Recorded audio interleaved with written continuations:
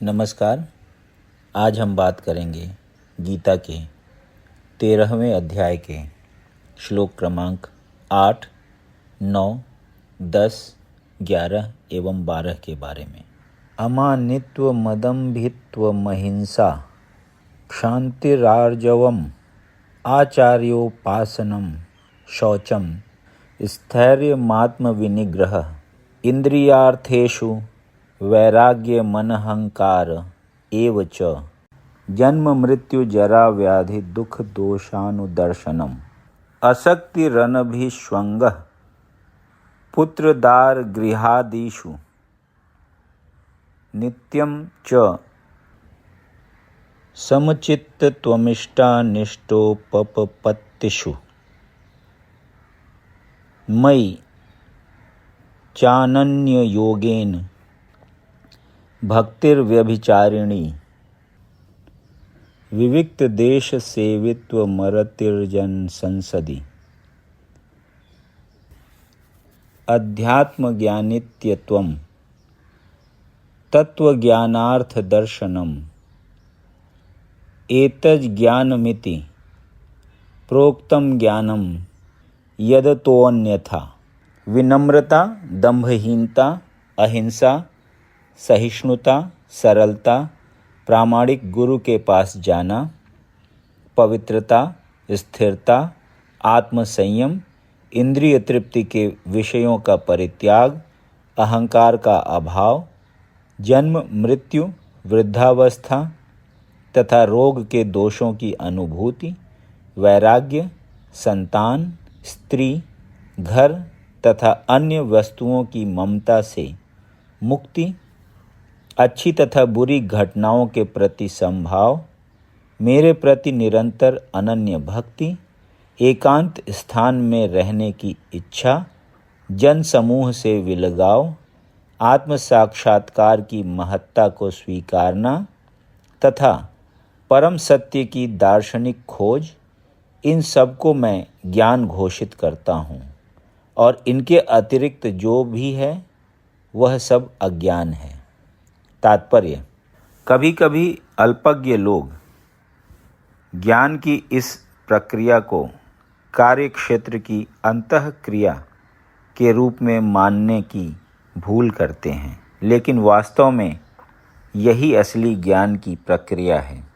यदि कोई इस प्रक्रिया को स्वीकार कर लेता है तो परम सत्य तक पहुँचने की संभावना हो जाती है। यह इसके पूर्व बताए गए 24 तत्वों का विकार नहीं है। यह वास्तव में इन तत्वों के पाश से बाहर निकलने का साधन है। देहधारी आत्मा 24 तत्वों से बने आवरण रूप शरीर में बंद रहता है और यहाँ पर ज्ञान की जिस प्रक्रिया का वर्णन है वह इससे बाहर निकलने का साधन है। ज्ञान की प्रक्रिया के संपूर्ण वर्णन में से 11वें श्लोक की प्रथम पंक्ति सर्वाधिक महत्वपूर्ण है। मयि चानन्य योगेन भक्तिर्व्यभिचारिणी। ज्ञान की प्रक्रिया का अवसान भगवान की अनन्य भक्ति में होता है। अतएव यदि कोई भगवान की दिव्य सेवा को नहीं प्राप्त कर पाता या प्राप्त करने में असमर्थ है तो शेष 19 बातें व्यर्थ हैं। लेकिन यदि कोई पूर्ण कृष्ण भावनामृत से भक्ति ग्रहण करता है तो अन्य 19 बातें उसके अंदर स्वयमेव विकसित हो आती हैं।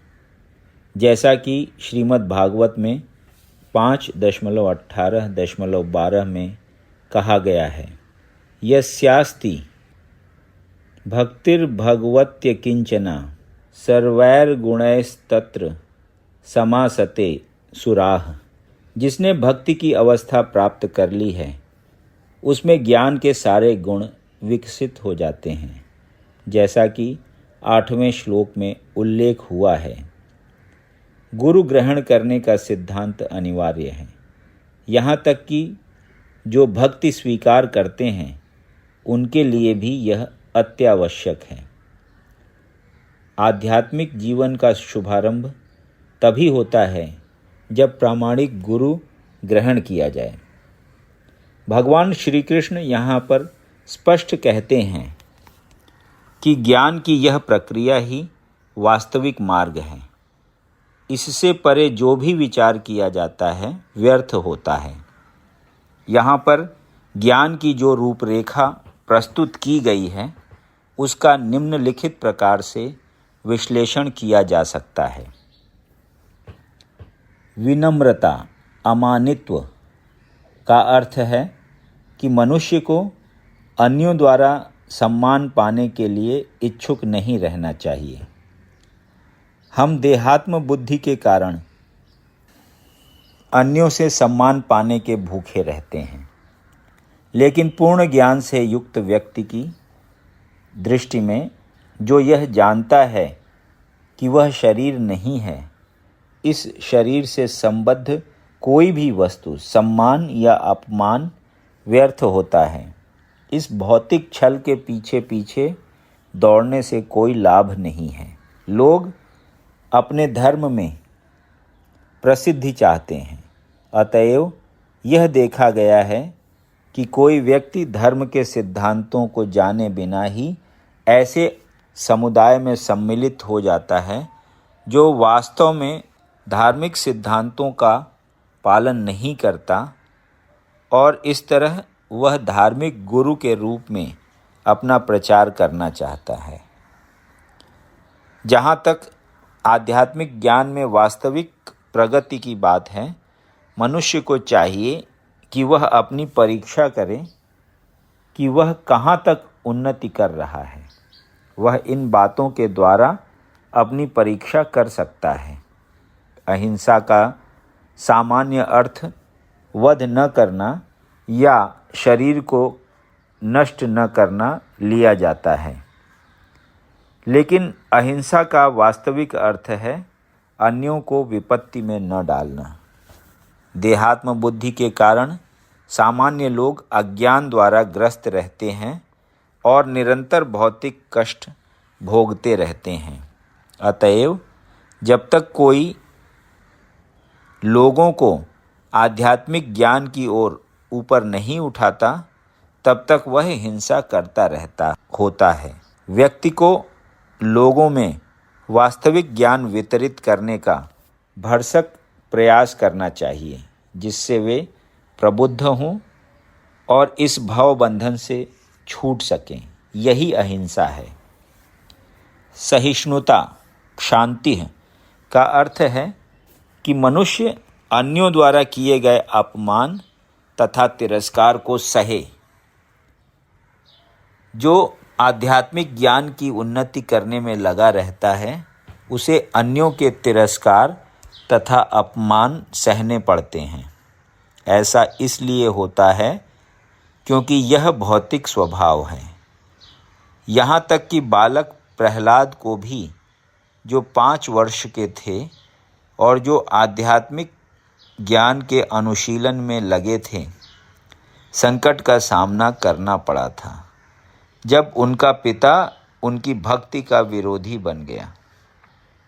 उनके पिता ने उन्हें मारने के अनेक प्रयत्न किए, किंतु प्रहलाद ने सहन कर लिया।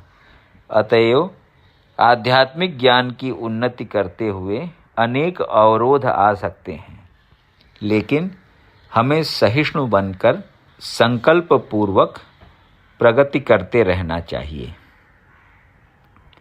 सरलता, आर्जवम का अर्थ है कि बिना किसी कूटनीति के मनुष्य इतना सरल हो कि अपने शत्रु तक से वास्तविक सत्य का उद्घाटन कर सके। जहाँ तक गुरु बनाने का प्रश्न है, आचार्योपासनम, आध्यात्मिक ज्ञान में प्रगति करने के लिए यह अत्यावश्यक है, क्योंकि बिना प्रामाणिक गुरु के यह संभव नहीं है। मनुष्य को चाहिए कि विनम्रता पूर्वक गुरु के पास जाए और उसे अपनी समस्त सेवाएं अर्पित करे, जिससे वह शिष्य को अपना आशीर्वाद दे सके। क्योंकि प्रामाणिक गुरु कृष्ण का प्रतिनिधि होता है, अतएव यदि वह शिष्य को आशीर्वाद देता है तो शिष्य तुरंत ही प्रगति करने लगता है, भले ही वह विधि विधानों का पालन न करता रहा हो, अथवा जो बिना किसी स्वार्थ के अपने गुरु की सेवा करता है, उसके लिए सारे यम नियम सरल बन जाते हैं। आध्यात्मिक जीवन में प्रगति करने के लिए पवित्रता, शौचम अनिवार्य है। पवित्रता दो प्रकार की होती है, आंतरिक तथा बाह्य। बाह्य पवित्रता का अर्थ है स्नान करना, लेकिन आंतरिक पवित्रता के लिए निरंतर कृष्ण का चिंतन तथा हरे कृष्ण मंत्र का कीर्तन करना होता है। इस विधि से मन में से पूर्व कर्म की संचित धूल हट जाती है। दृढ़ता, स्थैर्यम का अर्थ है कि आध्यात्मिक जीवन में उन्नति करने के लिए मनुष्य दृढ़ संकल्प हो। ऐसे संकल्प के बिना मनुष्य ठोस प्रगति नहीं कर सकता। आत्मसंयम, आत्मविनिग्रह का अर्थ है कि आध्यात्मिक उन्नति के पथ पर जो भी बाधक हो उसे स्वीकार न करना। मनुष्य को इसका अभ्यस्त बनकर ऐसी किसी भी वस्तु को त्याग देना चाहिए जो आध्यात्मिक उन्नति के पथ के प्रतिकूल हो। यह असली वैराग्य है। इंद्रियां इतनी प्रबल हैं कि वे सदैव इंद्रिय तृप्ति के लिए उत्सुक रहती हैं। अनावश्यक मांगों की पूर्ति नहीं करनी चाहिए। इंद्रियों की उतनी ही तृप्ति की जानी चाहिए जिससे आध्यात्मिक जीवन में आगे बढ़ने में अपने कर्तव्य की पूर्ति होती हो। सबसे महत्वपूर्ण किंतु वश में न आने वाली इंद्रिय जीभ है। यदि जीभ पर नियंत्रण कर लिया गया तो समझो अन्य सारी इंद्रियां वशीभूत हो गईं। जीभ का कार्य है स्वाद ग्रहण करना तथा उच्चारण करना। अतएव नियमित रूप से जीभ को कृष्णार्पित भोग के उच्छिष्ट का स्वाद लेने में तथा हरे कृष्ण का कीर्तन करने में प्रयुक्त करना चाहिए। जहाँ तक नेत्रों का संबंध है, उन्हें कृष्ण के सुंदर रूप के अतिरिक्त अन्य कुछ नहीं देखने देना चाहिए। इससे नेत्र वश में होंगे। इसी प्रकार कानों को कृष्ण के विषय में श्रवण करने में लगाना चाहिए और नाक को कृष्णार्पित फूलों को सूंघने में लगाना चाहिए। यह भक्ति की विधि है और यहाँ यह समझना होगा कि भगवत गीता केवल भक्ति के विज्ञान का प्रतिपादन करती है। भक्ति ही प्रमुख एवं एकमात्र लक्ष्य है। भगवत गीता के बुद्धिहीन भाष्यकार पाठक के ध्यान को अन्य विषयों की ओर मोड़ना चाहते हैं, लेकिन भगवत गीता में भक्ति के अतिरिक्त अन्य कोई भी विषय नहीं है। मिथ्या अहंकार का अर्थ है इस शरीर को आत्मा मानना। जब कोई यह जान जाता है कि वह शरीर नहीं अपितु आत्मा है, तो वह वास्तविक अहंकार को प्राप्त होता है। अहंकार तो रहता ही है, मिथ्या अहंकार की भर्त्सना की जाती है, वास्तविक अहंकार की नहीं। मिथ्या अहंकार का अर्थ है इस शरीर को आत्मा मानना। जब कोई यह जान जाता है कि वह शरीर नहीं अपितु आत्मा है, तो वह वास्तविक अहंकार को प्राप्त होता है। अहंकार तो रहता ही है, मिथ्या अहंकार की भर्त्सना की जाती है, वास्तविक अहंकार की नहीं। वैदिक साहित्य में बृहदारण्यक उपनिषद 1.4.10 में कहा गया है, अहम ब्रह्मास्मि, मैं ब्रह्म हूँ, मैं आत्मा हूँ। मैं हूँ ही आत्मभाव है और यह आत्म साक्षात्कार की मुक्त अवस्था में भी पाया जाता है। मैं हूँ का भाव ही अहंकार है, लेकिन जब मैं हूँ भाव को मिथ्या शरीर के लिए प्रयुक्त किया जाता है तो वह मिथ्या अहंकार होता है। जब इस आत्म भाव स्वरूप को वास्तविकता के लिए प्रयुक्त किया जाता है तो वह वास्तविक अहंकार होता है। ऐसे कुछ दार्शनिक हैं जो यह कहते हैं कि हमें अपना अहंकार त्यागना चाहिए, लेकिन हम अपने अहंकार को त्यागें कैसे? क्योंकि अहंकार का अर्थ है स्वरूप, लेकिन हमें मिथ्या देहात्म बुद्धि का त्याग करना ही होगा।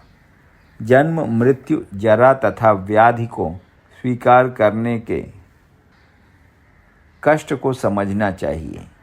वैदिक ग्रंथों में जन्म के अनेक वृत्तांत हैं। श्रीमद् भागवत में जन्म से पूर्व की स्थिति, माता के गर्भ में बालक के निवास, उसके कष्ट आदि का सजीव वर्णन हुआ है। यह भली भांति समझ लेना चाहिए कि जन्म बहुत कष्टपूर्ण है, किंतु हम यह भूल जाते हैं कि माता के गर्भ में हमें कितना कष्ट मिला है। अतएव हम जन्म तथा मृत्यु की पुनरावृत्ति का कोई हल नहीं निकाल पाते। इसी प्रकार मृत्यु के समय भी सभी प्रकार के कष्ट मिलते हैं जिनका उल्लेख प्रामाणिक शास्त्रों में हुआ है। इनकी विवेचना की जानी चाहिए। जहाँ तक रोग तथा वृद्धावस्था का प्रश्न है, सबों को इनका व्यावहारिक अनुभव है। कोई भी रोगग्रस्त नहीं होना चाहता, क्योंकि कोई भी बूढ़ा नहीं होना चाहता, लेकिन इनसे बचा नहीं जा सकता।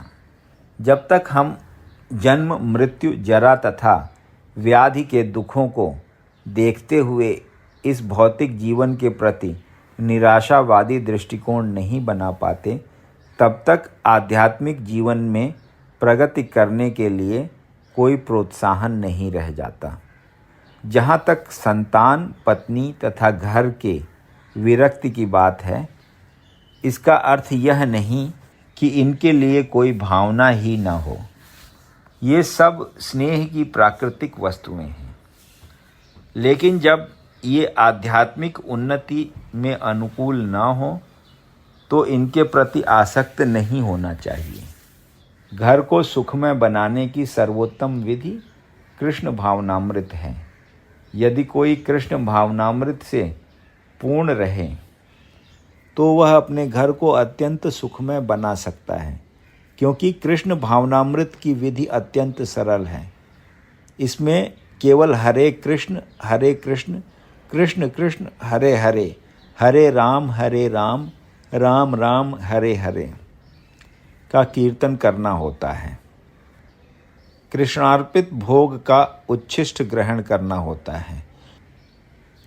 भगवत गीता तथा श्रीमद् भागवत जैसे ग्रंथों पर विचार विमर्श करना होता है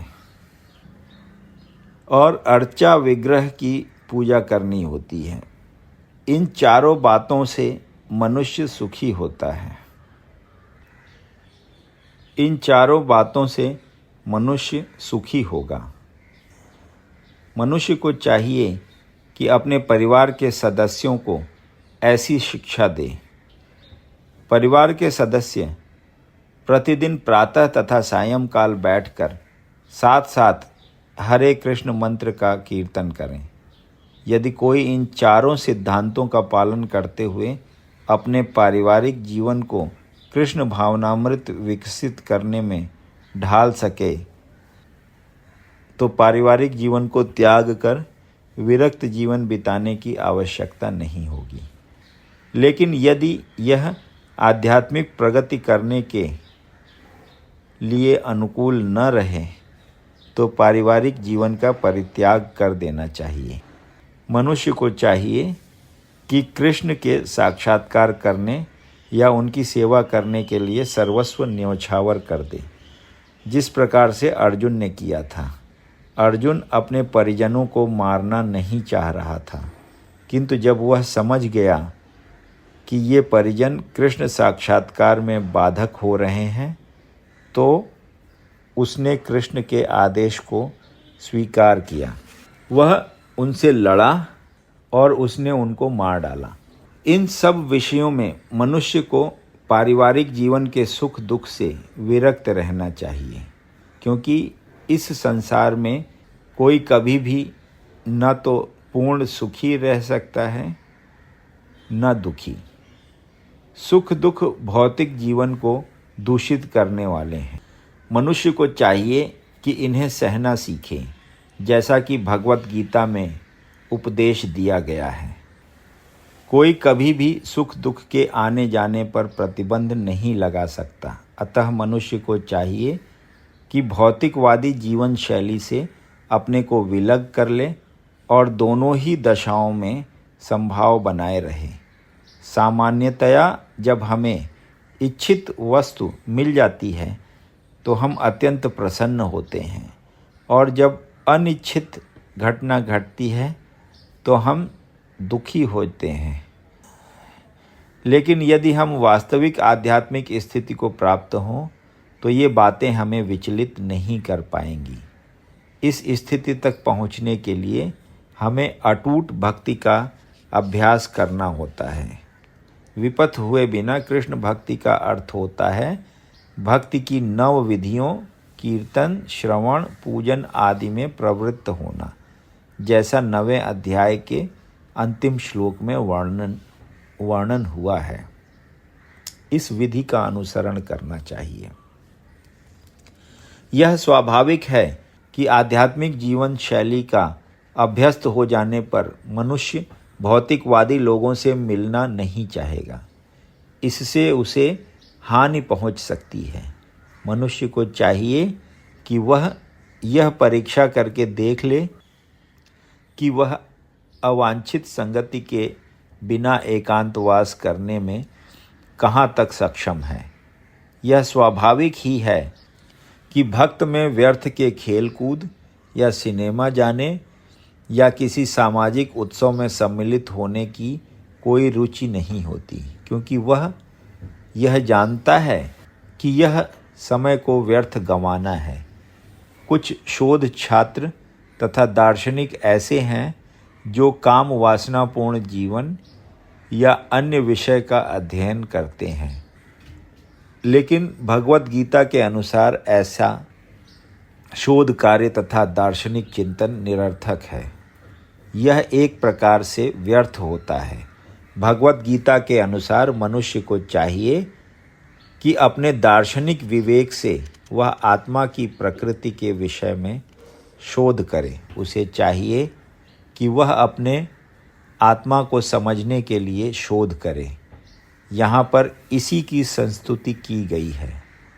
जहाँ तक आत्म साक्षात्कार का संबंध है, यहाँ पर स्पष्ट उल्लेख है कि भक्ति योग ही व्यावहारिक है। ज्यों ही भक्ति की बात उठे तो मनुष्य को चाहिए कि परमात्मा तथा आत्मा के संबंध पर विचार करें। आत्मा तथा परमात्मा कभी एक नहीं हो सकते, विशेषतया भक्ति योग में तो कभी नहीं। परमात्मा के प्रति आत्मा की यह सेवा नित्य है, जैसा कि स्पष्ट किया गया है। अतएव भक्ति शाश्वत है।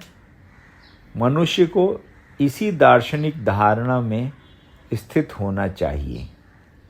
श्रीमद् भागवत में 1.2.11 में व्याख्या की गई है।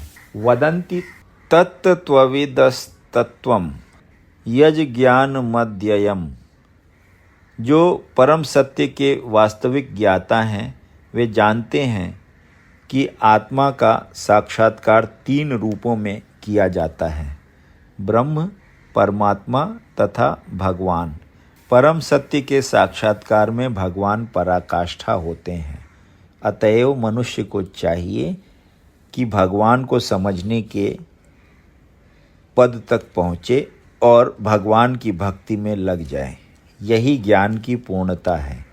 विनम्रता से लेकर भगवत साक्षात्कार तक की विधि भूमि से चलकर ऊपरी मंजिल तक पहुंचने के लिए सीढ़ी के समान है।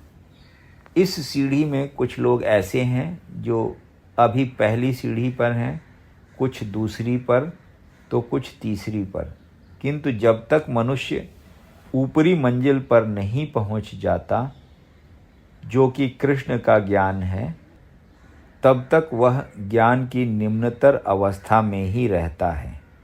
यदि कोई ईश्वर की बराबरी करते हुए आध्यात्मिक ज्ञान में प्रगति करना चाहता है तो उसका प्रयास विफल होगा। यह स्पष्ट कहा गया है कि विनम्रता के बिना ज्ञान संभव नहीं है। अपने को ईश्वर समझना सर्वाधिक गर्व है।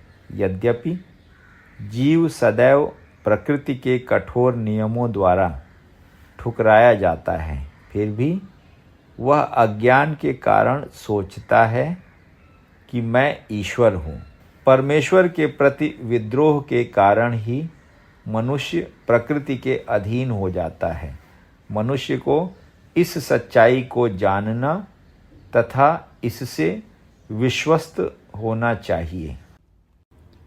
यदि आपको ये वीडियो पसंद आया तो इसे लाइक करें और ऐसे ही अन्य वीडियोज़ को सुनने के लिए इस चैनल को सब्सक्राइब करें। धन्यवाद।